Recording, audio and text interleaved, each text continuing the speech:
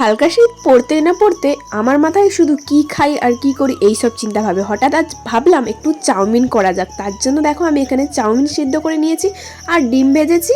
আর এখানে চাউমিনের জন্য যা যা সবজি লাগে সব কিছু কিন্তু আমি কেটে রেখেছি। তারপর আমি প্রথমেই ডিমটাকে লাল করে ভেজে নিয়েছি। তারপর সেই কড়াই সাদা অয়েল দিয়ে প্রথমে লঙ্কা তারপরে পেঁয়াজ দিয়ে ভালো করে হালকা করে ভাজলাম। তারপরে দিলাম আলু। অনেকে কিন্তু চাউমিনে আলু খেতে পছন্দ করে, আবার অনেকে করে না। যেহেতু আমি বাড়িতে বানাচ্ছি তাই আমি আলুটা পছন্দ করি। আলু দিয়েছি আজকে চাউমিনে। তারপর দিয়েছি গাজর দিয়ে ভালো করে ভেজে নিয়েছি। পেঁয়াজটা যেহেতু প্রথমে দিয়েছিলাম পেঁয়াজটা একটু পোড়া পোড়া ভাব চলে এসছে।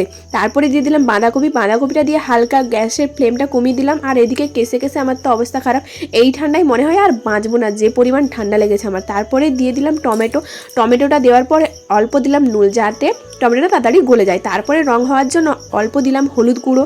আর হলুদ গুঁড়ো দিলে চাউমিনের কালারটা অন্যরকম হয়ে যায়, সেটা তোমরা সবাই জানো। সবাই এখন চাউমিন খেতে ভালোবাসে, চাউমিন বানাতেও খুব ভালোবাসো আমি জানি। আর আমার মতো কে কে চাউমিন খেতে ভালোবাসো অবশ্যই আমাকে কমেন্ট করে জানিও। আর তারপরে সেদ্ধ করে চাউমিন আর ভাজার ডিমটা দিয়ে হালকা করে নাড়াচাড়া করবো। নাড়াচাড়া করার পরে কিন্তু যা যা মশলা দিয়ে দিব। আর প্রথমে দিলাম চাউমিনের মিক্স মশলা, তারপরে সয়া সস, তারপরে দেবো টমেটো কেচাপ। আর এই সব দিয়ে ভালো করে নাড়াচাড়া করবো। টমেটো কেচাপ এমনি চাউমিন হওয়ার পরে দেয়, আমি কিন্তু চাউমিন বানানোর সময় দিই, তাতে টেস্টটা কিন্তু আরও ভালো লাগে। দেখো রীতিমতো আমার চাউমিন কিন্তু রেডি হয়ে গেছে। তারপরে কোচানো শসা আর কাসুন্দি টমেটো সস দিয়ে খাওয়া শুরু করে দিলাম। আজকে রাত্রে আমার চাউমিন খেয়ে কাটলো। তোমরা কে কী খেলে আজকে রাত্রে অবশ্যই আমাকে কমেন্ট করে জানিও। চাউমিনটা কিন্তু বেশ হয়েছে। দেখা হচ্ছে নেক্সট ভিডিওতে। আজকের মতো টাটা, বাই বাই।